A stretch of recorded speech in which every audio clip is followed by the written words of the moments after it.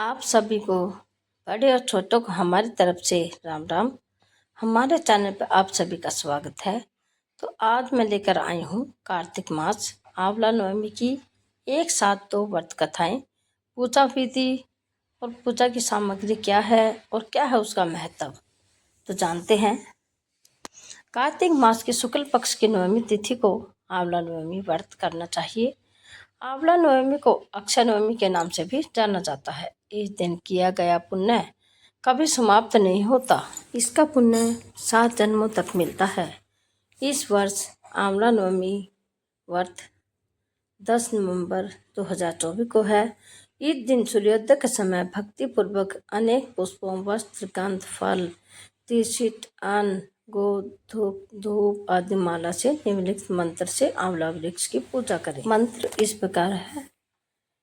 श्रीनिवास नमस्ते अस्तु श्रीवृक्ष शिव वल्लभ ममाभिलक्षित कृतवा सर्वविद्या हरो भव। इस विधि से पूजा कर आंवला वृक्ष की 108 प्रदक्षिणा कर उसे प्रणाम करे। इस व्रत को करने से व्यक्ति रोग, शोक, दुखों से मुक्त हो जाता है तथा सौभाग्य में वृद्धि होती है। आंवला नवमी पूजा सामग्री। आंवले का पौधा, फल, नैवेद्य, तुलसी के पत्ते, पुष्प, जल का कलश, कुमकुम, सिंदूर, हल्दी, अबीर, गुलाल, अन्न, धूप, माला, चावल, नारियल, कच्चा सूत, श्रृंगार का सामान और साड़ी, ब्लाउज और पैसे। आंवला नवमी पूजा विधि। कार्तिक मास के शुक्ल पक्ष की नवमी को नदी में स्नान कर पितृ देवी का विधिपूर्वक अर्चन करें। इसके पश्चात आंवले के वृक्ष की पूर्व दिशा में मुख रख पूजा करना चाहिए। सबसे पहले जल चढ़ाएं, तत्पश्चात रोली मोली अक्षत चढ़ाएं, फिर श्री देवी प्रति प्रियतमा ओम धात्रय नमः ऐसे कहकर प्रार्थना करें। आंवले के वृक्ष में दूध चढ़ाते हुए पितरों का तर्पण करें, आरती उतारें, कथा सुने, फिर आंवले के वृक्ष की 108 परिक्रमा करें। इस दिन किसी सुहागन स्त्री को साड़ी, ब्लाउज व श्रृंगार के सामान, रुपए व अन्न का दान करें। आंवला नवमी व्रत कथा। किसी समय काशी नगरी में एक व्यापारी और उसकी धर्मपत्नी रहते थे। उनकी कोई संतान नहीं थी, इसी कारण वे बहुत दुखी रहते थे। एक दिन एक सन्यासी उसे मिला और उसने बताया कि यदि संतान चाहती है तो उसे किसी जीवित बच्चे की बलि भैरव बाबा को देनी होगी।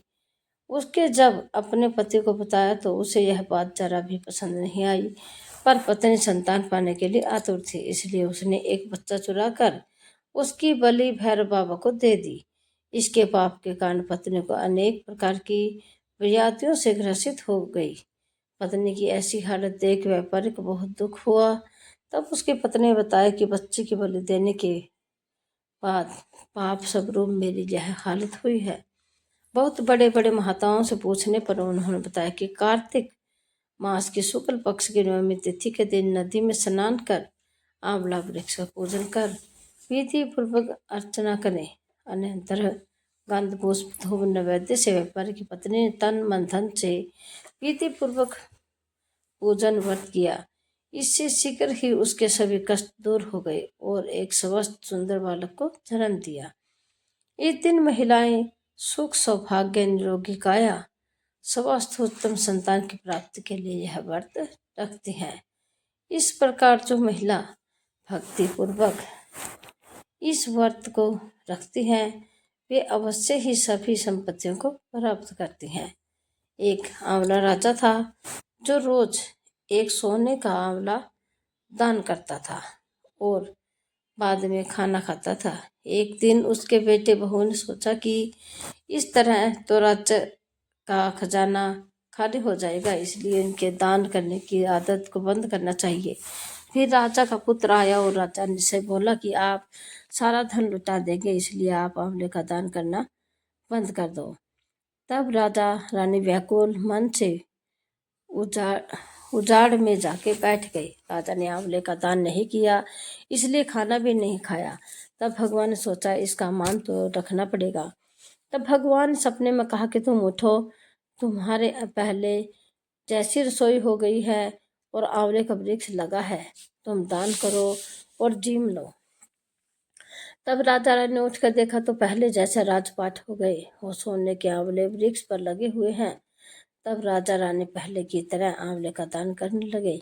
वहां पर बेटे बहू के घर अन्नदाता का बैर पड़ गया। आसपास के लोगों ने कहा कि जंगल में एक आंवलिया राजा है, सो तुम वहां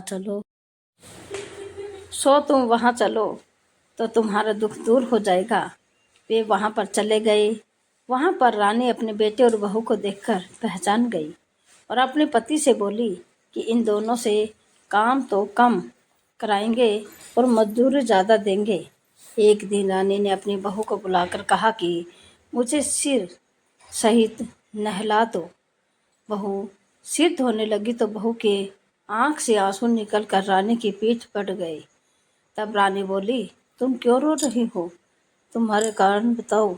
तो बहू बोली, मेरी भी सासू की पीठ पर ऐसे ही मस्त था। वह एक मन के आंवले का दान करते थे तो हमने उन्हें करने नहीं दिया, हमसे गलती हो गई।